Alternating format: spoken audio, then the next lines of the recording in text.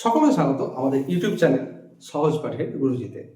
আমি শুভজিৎ দাস, তোমাদের প্রিয় রায় আছে।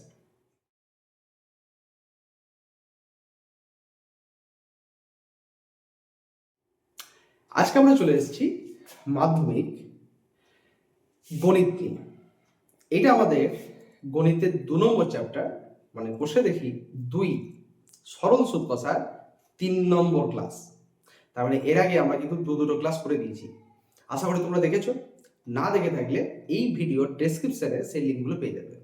1 নম্বর 2 নম্বর আগে এই দুটো দেখে এসো, তারপরে কিন্তু আজকের ক্লাসটা হবে। আজকের ক্লাসটা কিন্তু একটু লেন্থি ক্লাস হবে, মানে লেন্থি না, মানে ঠিক একটু হার্ডও হতে পারে, বেশ টুইস্টিং ক্লাস আছে। আমরা বলেছিলাম 15 পর্যন্ত অঙ্ক করেও দিয়েছিলাম। আজকে কিন্তু তারপর থেকে বেশ বাছাই বাছাই, মানে মাধ্যমিকের টার্গেট যেসব ম্যাথগুলো পড়ে সেগুলো কিন্তু আজকে করাবো। আজকের ক্লাসটা কিন্তু খুব ইম্পর্টেন্ট। প্রথম থেকে লাস্ট পর্যন্ত দেখো, না টেনে তবেই মাথায় কিছু ঢুকবে, না হলে কিন্তু তোমার কাছে এটা একদম অর্থহীন। যারা স্কিপ করে দেখবে তাদেরকে বলি যে তোমরা ভিডিওটা দেখার দরকার নেই, ঠিক আছে? তার কারণ হচ্ছে তোমরা তো দেখতে এসছো, আমার তো শুধু ভিউ বাড়ালে হবে না, তোমাদেরকে দেখতে হবে। তোমাদের উপকারের জন্য আমাদের আজকের চেষ্টা। আমরা বলেছি প্রতিটা মুহূর্তে শিক্ষকের সংস্পর্শে থাকতে পারে একটা ছোট্ট প্রয়াস। সেই ছোট্ট প্রয়াসটা শুধুমাত্র ভিউ বাড়িয়ে লাভ নেই, তোমাদের যদি কোনো কাজে লাগে তবেই কিন্তু সেটার উপকার হবে।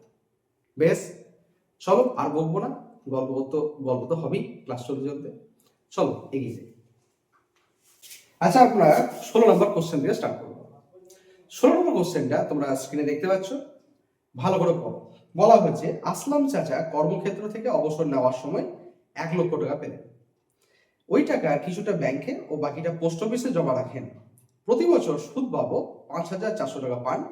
ব্যাংকের ও পোস্ট অফিসের বার্ষিক সরল সুদের হার যদি প্রতি বছর 5% ও 6% হয়, তবে তিনি কোথায় কত টাকা জমা রেখেছিলেন? তার মানে এখানে প্রথমেই দেখে নিতে হবে যে আসলাম চাচা কি করেছিলেন। যেহেতু অঙ্কগুলো আমরা ভাষা দিয়ে করছি, তাহলে ভাষা দিয়ে লিখবো।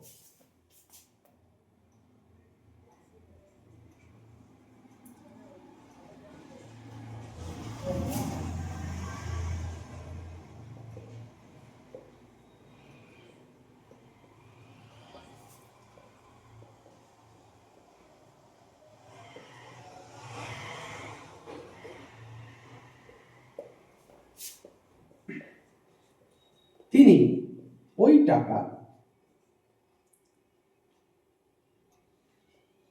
ধরি, তিনি ওই টাকা কোথাও রেখেছেন না, ব্যাংকে ও পোস্ট অফিসে। ধরি তিনি ওই টাকার এক্স টাকা ব্যাংকে এবং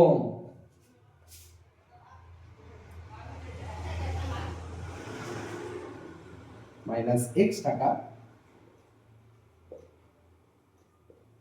পোস্ট অফিসে বার্ষিক 5% ও 6% সরল সুদের হারে জমা রাখেন এবং বছরের শেষে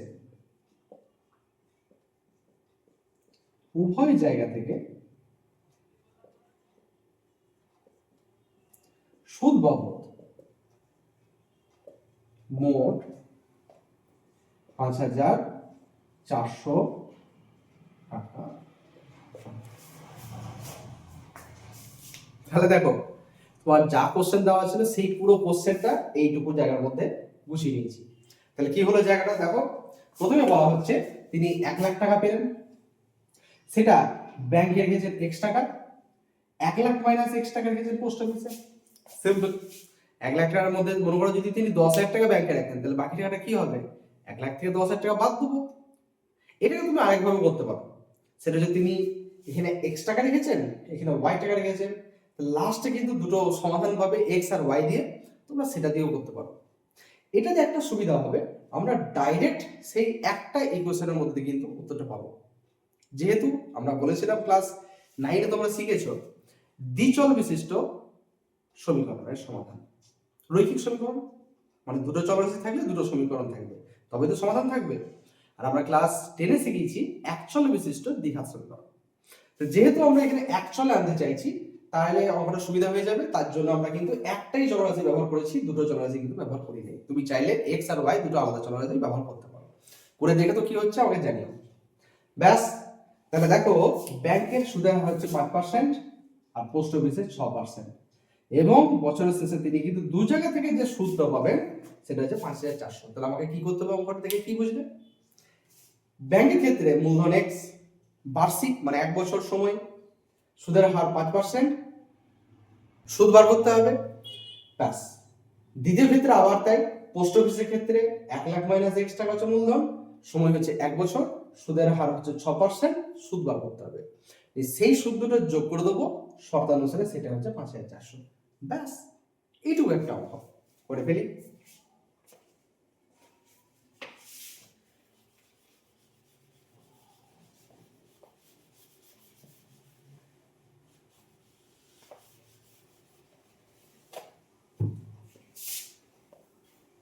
তাহলে ব্যাংকের ক্ষেত্রে মূলধন পি সমান এক্স টাকা,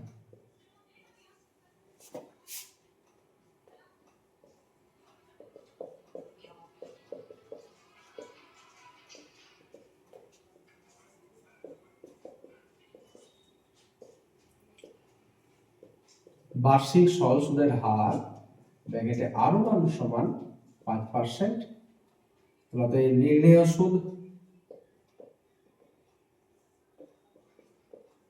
কি হয়? ফর্মুলা, সুদের ফর্মুলা, মাথার ফর্মুলা কি হয়? PTR by 100, P1 T1 R1, P কত? x, T কত? 1, 5 বা 100।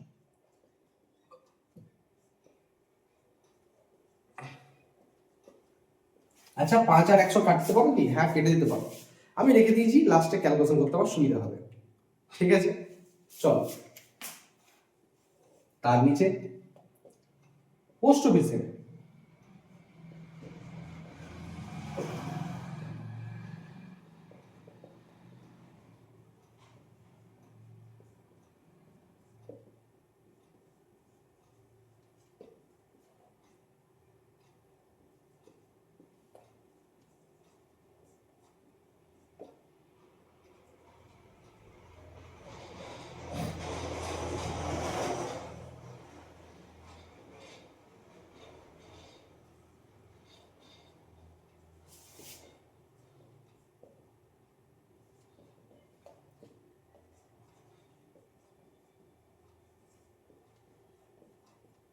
দেখো একইভাবে কিন্তু এগোচ্ছি, যা অফার করেছি তাই হুবহু সেম। ব্যাস, মাইনাস এক্স, ও তাহলে এখানে একটা ফর্মুলা লিখে দিই, পিটিআর বাই 100, যেহেতু 2 নম্বর সেহেতু সব 2, minus X into 1 into 6 by 100। এটা আনসার হচ্ছে কত? মাইনাস 6x বাই 100 টাকা। আচ্ছা বলো দেখি তো শর্ত কি হবে? শর্ত হবে এটা হচ্ছে একটা নির্ণেয় সুদ আর এইটা হচ্ছে একটা নির্ণেয় সুদ, এই দুটো সুদের যোগফল হবে 5,400 টাকা।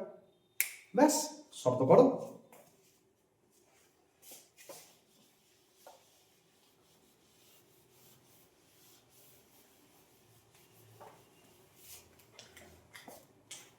শর্তানুসারে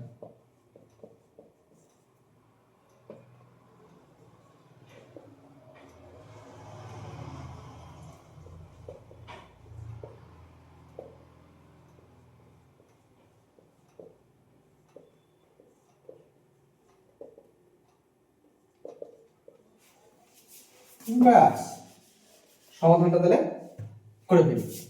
এই যে দেখছো তো 100 দুটো লসাগুর ক্ষেত্রে আমার সুবিধা হবে।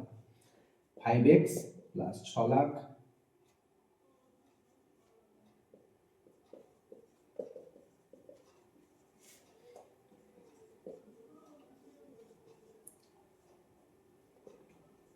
এই 100 টাকা 5,400 সঙ্গে গুণ হলো, তাহলে দুটো সংখ্যা খালি বেড়ে যাবে 0 আকারে।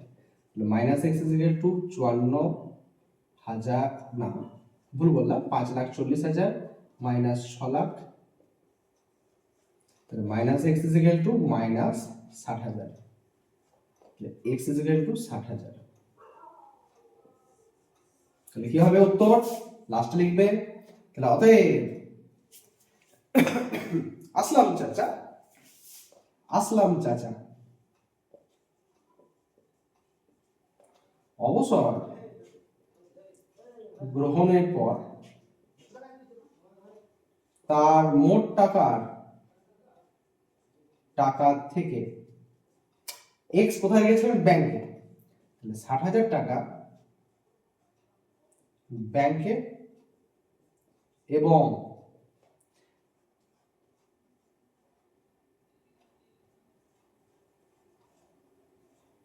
40,000 টাকা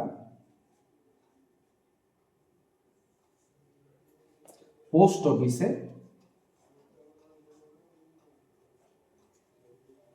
রেখেছিলেন।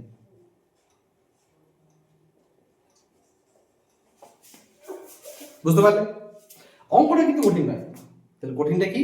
কঠিন হচ্ছে এই যে এত বড় বড় নাম্বার আসছে, ক্যালকুলেশনও কঠিন না, শুধু নাম্বারগুলো বড় বড়। ঠিক আছে, চলো তারপরে সাধারণ কোশ্চেন। যে রেখা দিদি তার সঞ্চিত অর্থের 10,000 টাকা দুটি আলাদা ব্যাংকে ভাগ করে একই সময়ের জন্য জমা দেন। একটি ব্যাংকে যদি বার্ষিক সরল সুদের হার 6% এবং অন্য ব্যাংকটির বার্ষিক সরল সুদের হার 7%, 2 বছরের পর তিনি সুদ বাবদ 1280 টাকা পান, তাহলে তিনি ব্যাংকে কত টাকা দিয়েছিলেন? তাহলে এই অঙ্কটা হুবহু 16-র মতনই, তাও করে দিচ্ছি, দেখে নাও।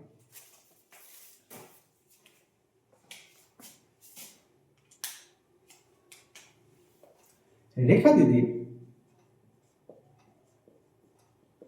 মোট অর্থের পরিমাণ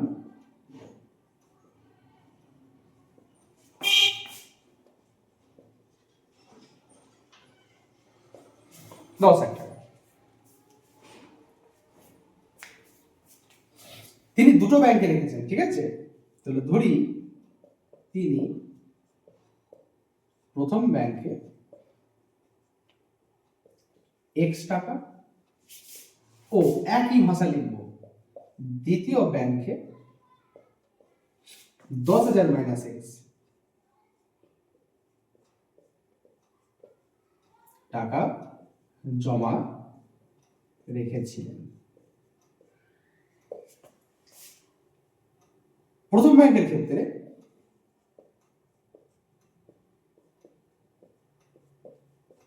মূলধন P1 সমান x টাকা, সময়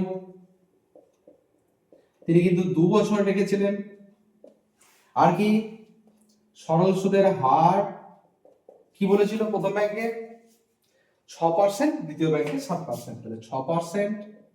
অতএব নির্ণীয় সুদ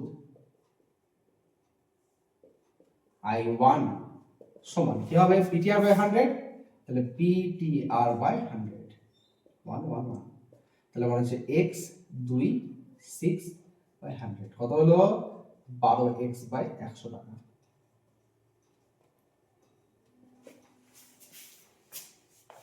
ঠিক আছে, চলো দ্বিতীয় ব্যাংকের ক্ষেত্রে একই রকম ভাবে করো।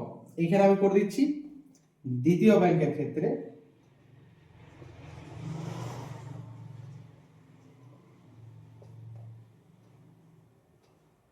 মূলধন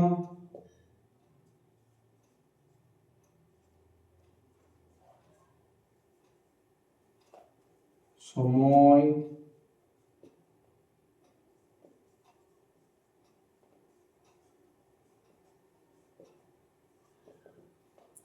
অতএব নির্ণেয় সুদ।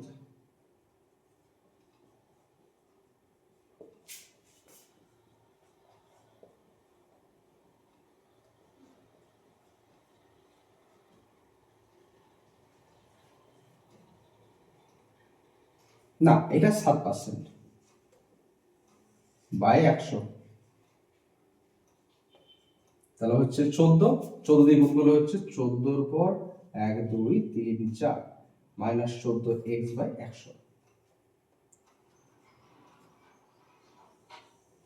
ঠিক আছে, তাহলে এটা হয়ে গেল প্রথম ব্যাংকের ক্ষেত্রে সুদ, এটা হচ্ছে দ্বিতীয় ব্যাংকের ক্ষেত্রে সুদ। ঠিক আছে, আমরা কি বলেছিলাম এই দুটো সুদের মোটটা হচ্ছে 1280 টাকা।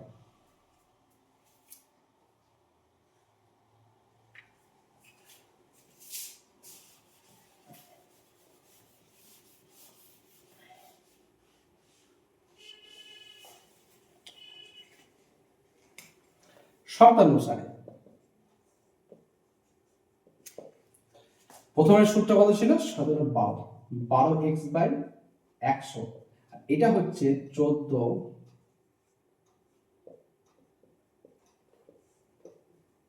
সমান হচ্ছে 1280। ব্যাস, আমার এটা দরকার নেই, বুঝে দিলাম। তাহলে লসাগু কত হচ্ছে? লসাগু হচ্ছে 100, 12x প্লাস মাইনাস 14x সমান 1280, বা মাইনাস 2x প্লাস 1280 দুটো শূন্য, মাইনাস 2x সমান 1280, 0 0 0 মাইনাস 1 4 0 0 0 0, 2x সমান মাইনাস 12,000। তাহলে x সমান মাইনাস 12,000 বাই মাইনাস 2, x সমান 6,000। তাহলে কি হবে? একদম উত্তর তো বেরিয়ে গেল। তাহলে অতএব রেখা দিদি, অতএব রেখা দিদি প্রথম ব্যাংকে 6,000 ও দ্বিতীয় ব্যাংকে 10,000 মাইনাস 6,000 সমান 4,000 টাকা রেখেছিলেন। তোমরা বুঝতে পারলে? একই পদ্ধতি বলে রেখে দিতে তার আপনাকে বললাম। তোমাদের কিন্তু মাধ্যমিকের সময় এইরকম ভাবে কিন্তু সেই স্পিডেই অঙ্কটা করতে হবে, না ছাড়া কিন্তু সময় কুলাতে পারবে না। বেশ, চলো আমরা তারপর দিকে যাই। তোমরা স্ক্রিনে কোশ্চেনগুলো দেখতে পাচ্ছ। চলো, বলছে কোন একটি ব্যাংক বার্ষিক 5% সরল সুদের সুদ দেয়। ওই ব্যাংকে দীপুবাবু প্রথম বছরে 15,000 টাকা জমা দেওয়ার 3 মাস পর 3,000 টাকা তুলে নেন। টাকা তুলে নেওয়ার 3 মাস পরে আবার তিনি 8,000 টাকা জমা দিলেন। ওই বছরের শেষে দীপুবাবুর সুদ আসলে কত টাকা হলো? তাহলে প্রথমেই তিনি জমা রেখে এসেছেন 15,000 টাকা, 3 মাস। দেখো অঙ্কটা বুঝতে হবে। প্রথমে তিনি টাকা রেখে এসেছেন, মনে করো জানুয়ারি, ফেব্রুয়ারি, মার্চ, এপ্রিল, মে, জুন, জুলাই, আগস্ট, সেপ্টেম্বর, অক্টোবর, নভেম্বর, ডিসেম্বর, 12টা মাস, মানে এক বছরের মধ্যে সবকিছু ঘটনা ঘটবে। তিনি মনে করো এই জানুয়ারি মাসে প্রথমে তিনি টাকা রেখে চলে এলেন 15,000 টাকা। অঙ্কটা বুঝো আগে, অঙ্ক তো করিয়ে দেবো, ওর কোনো ফ্যাক্টর না। তিনি 3 মাস পরে, তাহলে ফেব্রুয়ারি মার্চ 1 মাস 2 মাস 3 মাস পরে এই লাস্ট যে কি করলেন তিনি 3,000 টাকা তুলে নিলেন। তাহলে এপ্রিলের স্টার্টেই তার টাকা কত হয়ে যাচ্ছে? 12,000 টাকা। ঠিক আছে, এরপরে তিনি কি করলেন? আরো 3 মাস থেকে গেলেন, তাহলে এপ্রিল চলে গেল, তাহলে এই 3 মাসটা এখানে, নেক্সট 3 মাস 1 2 3, এই 3 মাস কিন্তু আবার যেমন তেমন গেল। তারপরে তিনি কি করলেন? আবার 8,000 টাকা জমা দিলেন। তাহলে এখানে এসে তার টাকা কত হয়ে গেল? 20,000 টাকা।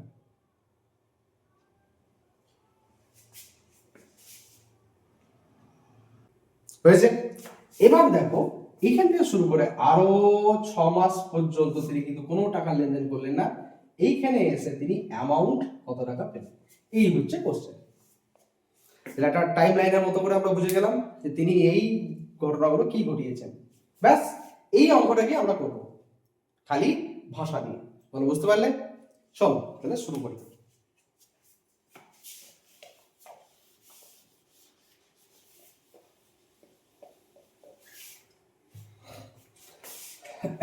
বছরের শুরুতে দীপুবাবু, নাকি নামটা? হ্যাঁ, দীপুবাবুর মূলধন বা দীপুবাবু জমা রাখলেন P1 কত 15,000। এই টাকাটা কতদিন পর্যন্ত ছিল? তাহলে এখানে অঙ্কটাকে চল অঙ্কটাকে প্রথমে ভাষা দিয়ে শুরু করি আমরা। তাহলে বছরের শুরুতে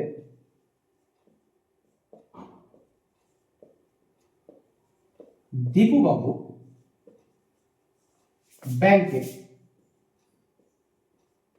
15,000 টাকা জমা রেখে 3 মাস পর 3,000 টাকা তুলে নেন এবং আরো 3 মাস পর 8,000 টাকা জমা রাখে। বছরের শেষে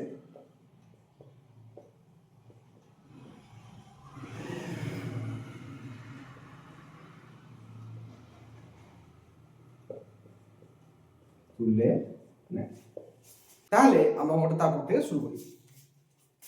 তাহলে বছরের প্রথমে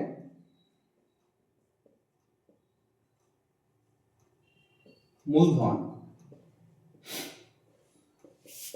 কত টাকা ছিল? 15,000 টাকা। 15,000 টাকা। সময় আচ্ছা দেখো তো কত মাস পর? 3 মাস পর। তাহলে প্রথম 3 মাস তো 15,000 টাকাটা কেটেছে, তাহলে 3 মাস। কি বলেছিলাম? মাস থাকবে না, সময়টা সবসময় বছর হবে। তাহলে কি করবো? 3/12 সমান 1/4 বছর। সুদের হার কত পার্সেন্ট বলেছে? এখানে লেখা নেই, কিন্তু ওরা বলে দিয়েছে যে 5% হারে 5%। অতএব প্রথম 3 মাসের সুদ I1 সমান কত হবে? PTR/100। তাহলে PTR/100 কত? 15,000 টাকা।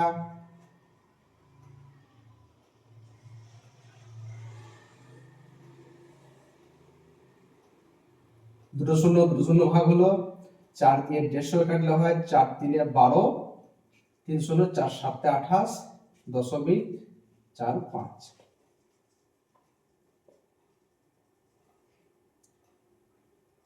187.5 টাকা। এটা হয়ে গেল প্রথম 3 মাসের সুদ। ঠিক। নেক্সট কি কাজ করবো আমরা? তিনি এবার কি করলেন? 3,000 টাকা তুলে নিলেন। তাহলে আবার হয়ে গেল। তোমাদের এত হয়ে গেছে, তোমরা তারপর থেকে করো। আমার কিছুটা সুবিধা রয়েছে, এইরকম জায়গাটা বুঝে নিতে পারবো, তোমাদের ক্ষেত্রে করতে হবে।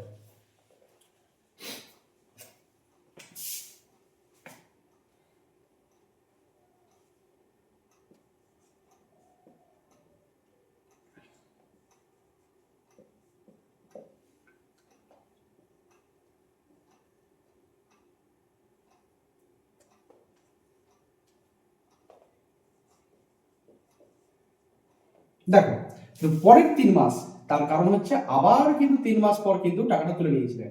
তাহলে সময় কিন্তু আবার 3 মাস, মানে 1/4 বছর। কি করে? আগেই দেখিয়েছি। মূলধন কিন্তু এবার হয়ে গেল 15,000 থেকে 3,000 টাকা বাদ 12,000 টাকা। সুদের হার তো একই আছে 5%। তাহলে সুদ কি হবে? PTR/100 2 2 2। তাহলে কত হলো? 12,000 গুণিত 1/4 গুণিত 5/100। তাহলে কত হয়ে গেল? 150 টাকা। তাহলে দেখো তার প্রথম অ্যাকাউন্টে কিন্তু সুদ হিসাবে প্রথম 3 মাসে 187 টাকা 50 পয়সা হয়ে গেছে। আবার দ্বিতীয় 3 মাসে কিন্তু তার সুদ হয়ে গেছে 150 টাকা। এবার পড়ে থাকছে যে টাকাটা, সেই টাকার উপর তিনি কিন্তু এবার এসে কি করলেন? 8,000 টাকা জমা করে দিলেন। তাহলে এবার শেষ, এই টাকাটা কিন্তু আর তুলেননি, একদম বছরের শেষে। তার মানে দেখো প্রথমে 3 আর 3 6 মাস চলে গেছে, তাহলে বাকি টাকাটা 6 মাস পর্যন্ত কেটেছে।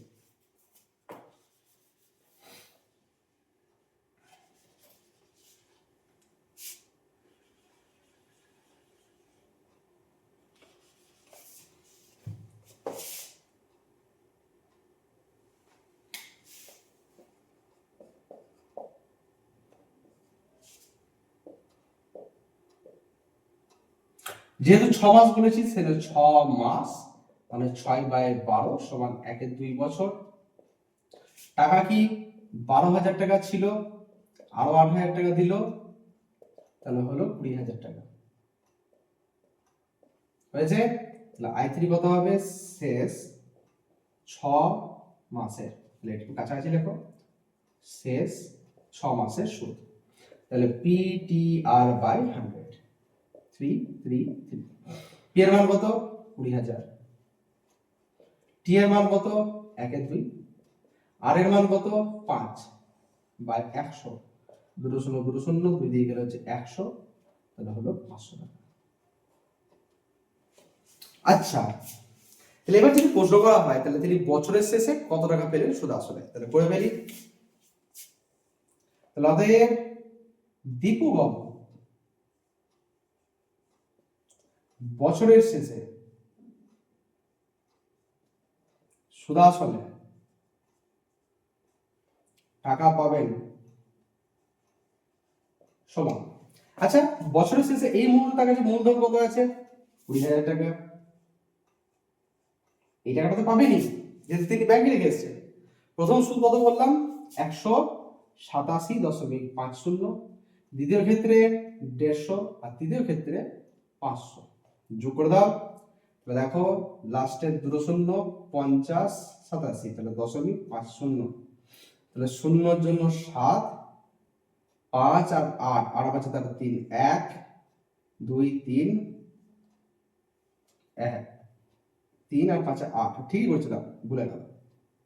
ব্যাস দেখো প্রথমে 5 শূন্য 7 0 0 7, 0 5 8 5 তাহলে 3 1 6 7 8 হয়ে গেল 20,837.50 টাকা। এগুলো বুঝে দাও, এটা পড়ার সময় লিখেছিলাম। ব্যাস, তাহলে তিনি বছর শেষে সুদ আসলে 20,837 টাকা পাবে। ঠিক আছে, বুঝতে পারলে অঙ্কটা স্টেপ বাই স্টেপ, একটু লেন্দি প্রসেস, কিন্তু অঙ্কটা কঠিন না, অঙ্কটা পাটে পাটে কিন্তু সহজ, বারবার প্র্যাকটিস না করলে নামাতে পারবে না। চলো তারপর 19 অঙ্ক। ভাবছি এখন আর ক্লাস টাস না করে এই 19-এর দাগের অঙ্ক যেমন রহমত চাচা করেছিলেন না, সেরকমই প্ল্যানটা শুরু করে দেবো। দেখো কিরকম, ব্যাংকের টাকা, তোমাকে 1 টাকা খরচা করতে হবে না, তোমাকে শুধু গ্যারেন্টার হিসেবে থাকতে হবে। যদি টাকা ইনকাম না হয় তাহলে তোমাকে গাইতে লাগবে, মানে ভর্তুকি তোমাকে দিতে হবে।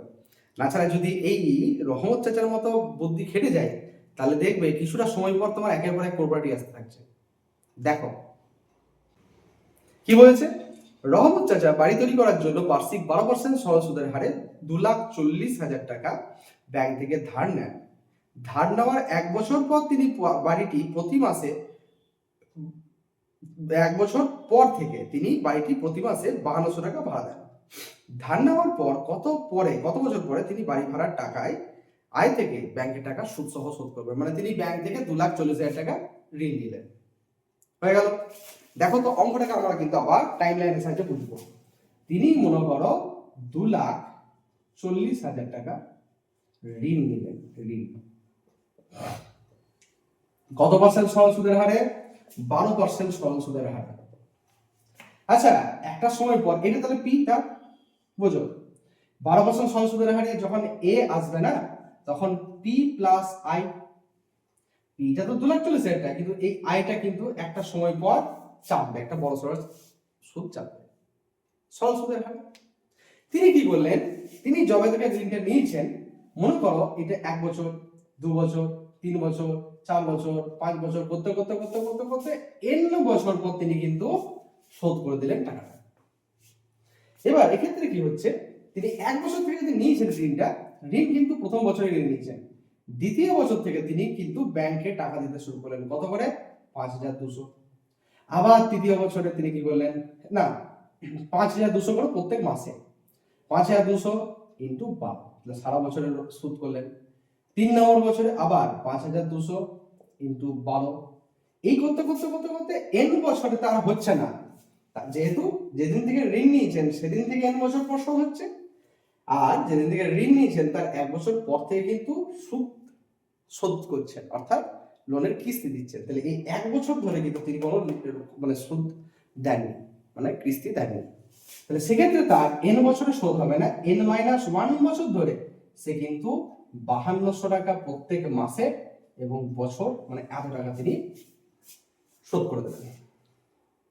ঠিক আছে, এই টাকাটাই আর এইখানে যেটা সুদ আসল বেরোবে এই দুটো টাকা কিন্তু সমান হবে। ব্যাস, আমি এই টাকার সঙ্গে এই টাকাটা সমাধান করে দেবো, n এর উত্তর বেরিয়ে আসবে। তাহলে চলো অঙ্কতে আসা যাক।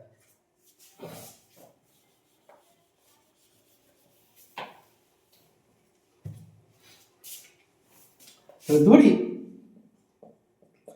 রহমত চাচা ঋণ গ্রহণের n বছর পর সুদাসলে ঋণ শোধ করবেন।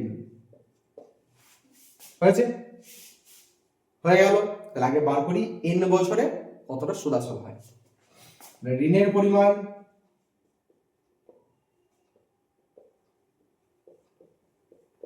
$2,40,000, সময় n বছর,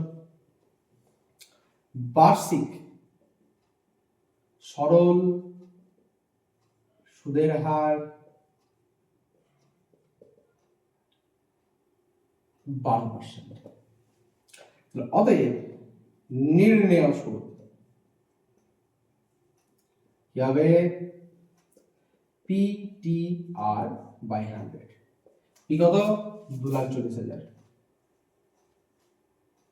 টি কত, n বছর, আর কত 12/100, 200 কাটা 24/288, 288,000 টাকা। তাহলে 28,000, আর একটা n আছে, সরি 28,000 n টাকা। অতএব n বছর পর ঋণ সুদের মূল্যে হবে কত, হবে P প্লাস I, P কত, 2,40,000 প্লাস 28,800 n টাকা। বলো এটা বুঝলে কিনা, ক্লিয়ার হলো? একদম সরল, যেমন অঙ্ক হয় 2,40,000 টাকা ঋণ নিয়েছিলেন n বছরের জন্য, 12% সরল সুদের হার, সুদ কত বার করেছি, সুদের উপর আমরা কি করেছি, সুদ আসল করেছি, সেই টাকাটা হচ্ছে এই টাকাটা। ক্লিয়ার? চল এবার কি করব, এই টাকাটা থাক, আমাকে আবার লেখার সময় কাজে লাগবে তো, তাহলে এটা একটু ছোট করে রেখে দিলাম, এই টাকাটা থাক।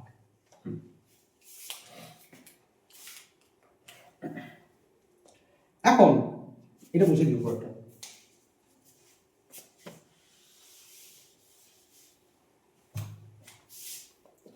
এখন ঋণ গ্রহণের 1 বছর পর থেকে তিনি প্রতি মাসে বাড়ি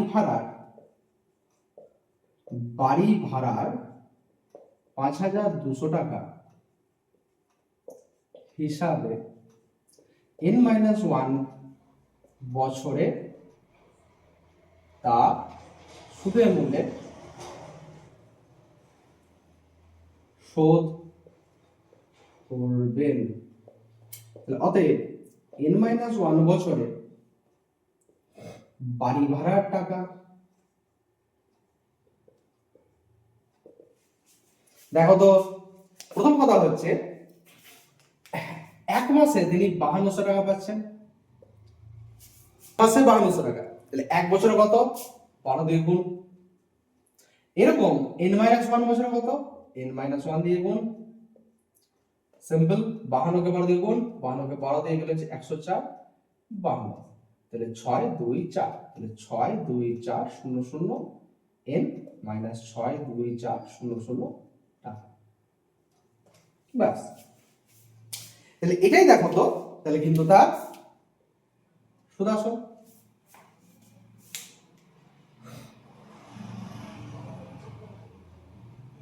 ঠিক আছে, শর্তানুসারে এই টাকাটা ইকুয়াল টু ওই টাকাটা, তাহলে 62,400 n minus 62,400 equal to 2,40,000 plus 28,800 n হয়েছে। বা 62,400 n মাইনাস 28,800 n সমান 2,40,000 প্লাস 62,400। দেখো দুটো শূন্য দুটো শূন্য, তাহলে দুটো শূন্য n, 8 আর 6 14, তাহলে 6 1 চলে 8 9 হয়ে গেল, 10 11 12, 1 চলে 2 3 হয়ে গেল, 33,600 টাকা। এইটা যোগ করলে কি হবে, চারটে শূন্য যা আছে, তাহলে 2 4 0 0 30, তাহলে n সমান 302 4 0 0 বাই 3 3 6 0 0। কাটাকাটি করবো, ভালো লাগে তো, দুটো শূন্য কাটলো। দেখো আবার এই খেলা নিয়ে দারুণ মজাদার জিনিস, কয়েকটা সাবজেক্ট আমাকে বলে স্যার তাহলে এখানে যেমন দুটো শূন্য কেটেছেন এখানে দুটো শূন্য আছে, তাহলে কি মজা, এই একটা 3 এই একটা 3 কেটে দিই, এই 3 দিয়ে আর কিছু কাটছে না, 2 দিয়ে 6 কেটে দিই। এরকম নয়, এই দুটো শূন্য কাটার মানে হলো একে আমি 100 দিয়ে ভাগ করেছি, একে 100 দিয়ে ভাগ করেছি। ঠিক আছে, নেক্সট, এটা নিশ্চয়ই 3 দিয়ে যাবে, 1 1 2, এটাও 3 দিয়ে যাবে, 1 0 0 8। ঠিক আছে, আবার দেখো এটা কিন্তু 4 দিয়ে যাবে, 4 2 করে 8, 4 8 32।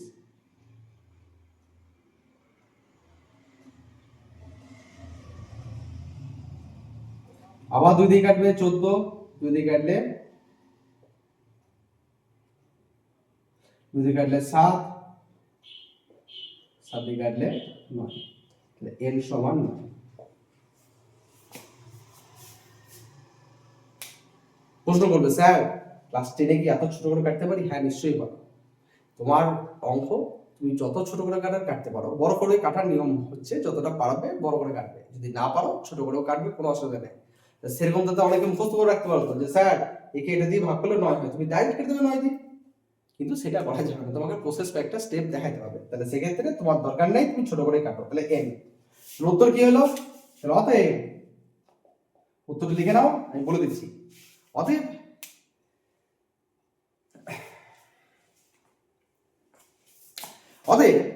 রহমত চাচা ঋণ গ্রহণের 9 বছর পর তার সমস্ত টাকা সুদে আসলে পরিশোধ হয়ে যাবে। ঠিক আছে, চলো পরের অঙ্কে। শুধুমাত্র 20 দাগের কোশ্চেনটা আজকের জন্য আমরা লিখে দিলাম, তার কারণ ক্লাসটা এমনিতেই অনেকটা বড় হয়ে গেছে।